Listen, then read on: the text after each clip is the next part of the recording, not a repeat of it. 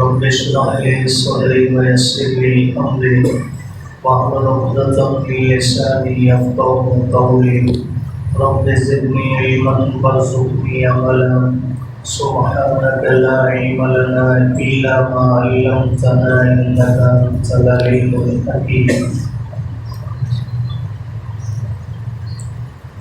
والصافات صفا قسم ہے قطار باندھ کر صف بنانے والوں کی فالزاجرات زجرا پس قسم ہے جھڑک کر ڈانٹنے والوں کی فالتالیات ذکرا قسم ہے ذکر کی تلاوت کرنے والوں کی ان الہکم بے شک تمہارا معبود لواحد البتہ ایک ہے رب السماوات والارض جو پروردگار ہے آسمانوں اور زمین کا وما بینہما اور ان دونوں کے درمیان جو کچھ ہے اس کا ورب المشارق اور رب ہے مشارق کا انا زینا السماء الدنیا بے شک ہم نے مزین کیا آسمانی دنیا کو بزینت الکواکب ستاروں کی چمک کے ساتھ وحفظا اور ہم نے حفاظت کی من کل شیطان مارد ہر سرکش شیطان سے لا یسمعون الی الملأ الاعلی وہ کان لگا کر نہیں سن سکتے ملائے اعلیٰ کی طرف وَيُقْذَفُونَ مِن كُلِّ جانب اور پھینکے جاتے ہیں ہر جانب سے دُحُورًا دھکیلتے ہوئے وَلَهُمْ عَذَابٌ وَاصِبٌ اور ان کے لیے ہے عذاب ہمیشہ کا إِلَّا مَن مگر وہ خطف الخطفة جس نے کوئی بات اچک لی فَأَتْبَعَهُ شِهَابٌ ثَاقِبٌ بس اس کا پیچھا کرتا ہے چمکتا ہوا ستارہ۔ سورہ صافات مکی سورتوں میں سے ہے۔ اس سورہ مبارکہ کا نام پہلی آیت کریمہ سے ماخوذ ہے والصافات سے۔ مکی صورتوں کے مضامین بنیادی طور پر عقیدہ توحید، عقیدہ رسالت، عقیدہ آخرت اور حقانیت قرآن مجید ہوا کرتے ہیں۔ یہ چاروں مضامین اللہ پاک نے سورہ مبارکہ میں بھی بیان فرمائے ہیں۔ اس کے علاوہ کچھ باتیں ضمناً بھی سورہ مبارکہ میں اللہ پاک نے بیان فرمائی ہیں۔ سورت کا آغاز اللہ پاک نے 3 قسموں سے فرمایا ہے۔ یاد رہے یہ بات کہ جیسے میں اور آپ اپنی کسی بھی بات کا یقین دلانے کے لیے قسم اٹھاتے ہیں، اللہ کی ذات کو کسی بات کا یقین دلانے کے لیے قسم کی ضرورت نہیں۔ اللہ رب العزت جب قسم اٹھائے تو یا تو جس چیز کی قسم اٹھائی جا رہی ہے اس کی اہمیت کو بیان کرنا مقصود ہے، یا ان قسموں کے بعد جو بات آ رہی ہے اس کی عظمت اور اہمیت کو اللہ پاک بیان کرنا چاہتے ہیں۔ جیسے سورہ 3 کے اندر اللہ پاک نے 4 قسمیں اٹھائی، والتین والزیتون وطور سینین وہذا البلد الامین۔ اب یہ 4 قسمیں اٹھا کر آگے اللہ نے فرمایا لقد خلقنا الانسان فی احسن تقویم۔ تو یہ اس جملے اس آیت کریمہ کی اہمیت کو بتلانے کے لیے اللہ نے 4 قسمیں پہلے اٹھائی۔ ایسے ہی اس سورہ مبارکہ میں بھی اللہ نے پہلے 3 قسمیں اٹھائی ہیں، اس کے بعد آگے جا کر ایک اہم بات اللہ پاک نے واضح فرمائی ہے، بیان کی ہے۔ اب یہ قسمیں اللہ پاک نے اٹھائی کس کی ہیں؟ تو یقیناً ان تینوں آیات کے اندر جو قسم اٹھائی گئی ہے یہ ملائکہ کی ہے۔ اللہ نے ملائکہ کے 3 صفات کا یہاں ذکر فرمایا ہے قسم کی صورت کے اندر۔ ارشاد فرمایا والصافات صفا، اور قسم ہے قطار باندھ کر صف بنانے والوں کی۔ یا تو اس سے ملائکہ کی وہ خاص جماعت مراد ہے جو ہر وقت قیام میں موجود ہے، صف بنائے کھڑی ہے، اور یا تمام کے تمام فرشتے بھی مراد ہو سکتے ہیں، اور اشارہ اس بات کی طرف ہے کہ جیسے انسان ایماندار مومن صف میں آ کر اللہ کے حضور ہاتھ اٹھا کر یوں کھڑا ہو جاتا ہے کہ اللہ اب میں تیرے سامنے آ کر حاضر ہوں، تیرے حکم کا پابند ہوں، تو ملائکہ ساری زندگی ہمیشہ کے لیے اللہ کے حضور گویا یوں صف باندھے کھڑے ہیں کہ اللہ جب آپ کا حکم ملے گا ہم تابعداری کے لیے حاضر ہیں۔ تو اللہ پاک نے یہاں قسم اٹھاتے ہوئے ان کی فرمایا قسم ہے قطار باندھ کر صف بنانے والوں کی، یعنی ملائکہ کی، فرشتوں کی۔ اگلی قسم میں اللہ پاک نے فرمایا فَالزَّاجِرَاتِ زَجْرًا، پس قسم ہے جھڑک کر ڈانٹنے والوں کی۔ اللہ نے فرشتوں کی ڈیوٹی میں ایک ڈیوٹی یہ بھی لگا رکھی ہے کہ اگر کوئی ابلیس، کوئی شیطان زمین سے جا کر آسمانی دنیا کی بات سننا چاہتا ہے، ملائکہ کی آپس کی، یا اللہ رب العزت جو احکامات جاری فرماتے ہیں انہیں سننے کی کوشش کرتا ہے، تو اللہ نے ملائکہ کی ڈیوٹی لگا رکھی ہے کہ وہ ستاروں کی صورت میں ان کے پیچھے جو ہے گولا پھینکتے ہیں اور ان کو جو ہے وہ وہاں سے بھگا دیتے ہیں۔ تو اللہ پاک اسی بات کا یہاں اظہار فرما رہے ہیں، فرمایا قسم ہے جھڑک کر ڈانٹنے والوں کی۔ تیسری آیت کریمہ میں فرمایا فَالتَّالِيَاتِ ذِكْرًا، پس قسم ہے نصیحت کی، ذکر کی تلاوت کرنے والوں کی۔ اب چونکہ فرشتے قرآن مجید کا نزول آپ علیہ السلام کی ذات پر ہوا، اگرچہ قرآن مجید اللہ کا کلام ہے، جب سے اللہ کی ذات موجود قرآن مجید بھی موجود ہے، تو یہ بھی ممکن ہے کہ ملائکہ باقاعدہ قرآن کی تلاوت کرتے ہو، اور یہ تو یقیناً ہے ملائکہ کے بارے میں کہ وہ ہر وقت اپنے رب کی یاد میں مصروف عمل ہے، کوئی قیام میں، کوئی رکوع میں، کوئی سجدے میں، کوئی قعدہ میں، تو کسی نہ کسی صورت کے اندر وہ اللہ کا ذکر فرما رہے ہیں، اور مقصود یہ ہے کہ ان کی زبانوں پر ہر وقت ذکر جاری ہے۔ تو اللہ نے یہ تین قسمیں یہاں پر ملائکہ سے متعلق جو ہے اٹھائی ہیں۔ پہلی قسم کے ضمن میں یہ بات بھی ذہن نشین کر لیں، اللہ نے ملائکہ کی صف بندی کا بطور خاص ذکر فرمایا۔ یہ صفوں کا اہتمام انتہائی اہمیت کا حامل ہے، جو آج تقریباً ہماری عام زندگی میں تو ہے ہی نہیں، اب تو ہماری نماز میں بھی نہیں رہا۔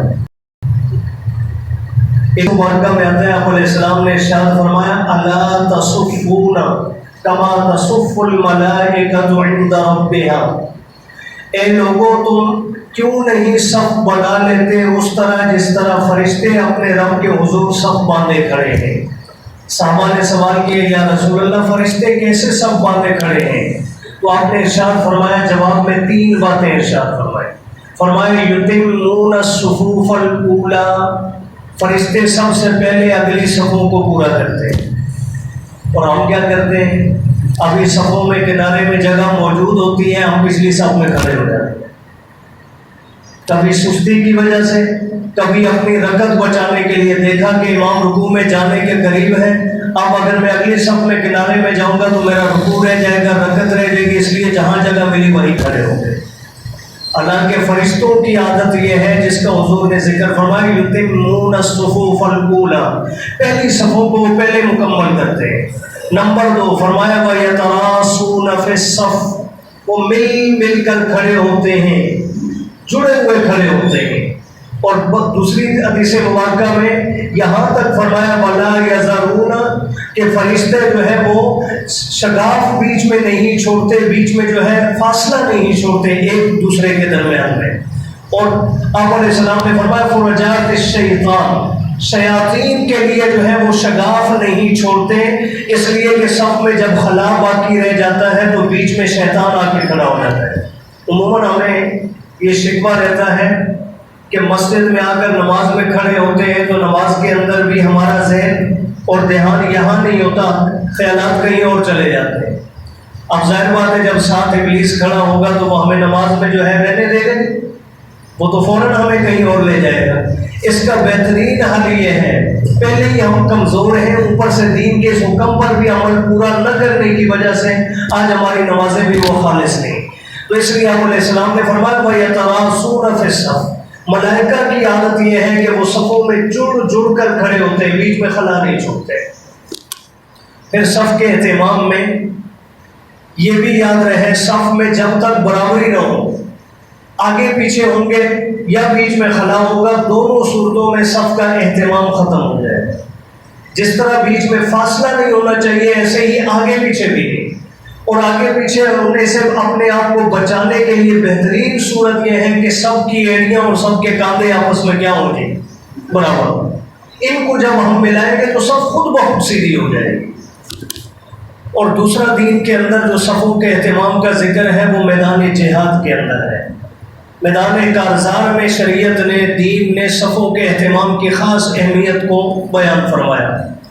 اب میدان کارزار کی صف کے اندر اگر شگاف موجود ہو تو ظاہری دشمن گھس جاتا ہے، اور نماز کے اندر صف کے درمیان میں خلا چھوڑیں گے تو باطنی دشمن شیطان آ کر گھس جائے گا۔ تو دونوں جگہ میں فرمایا کہ صفوں کا خاص اہتمام ہونا چاہیے۔ تو بہرحال اللہ پاک نے یہاں 3 قسمیں اٹھائی۔ اب قابل غور بات آگے آ رہی ہے، 3 قسمیں اللہ پاک نے اٹھائی کیوں؟ یقین دلانے کے لیے نہیں، آنے والی بات کی اہمیت بتلانے کے لیے۔ اور وہ بات کیا ہے؟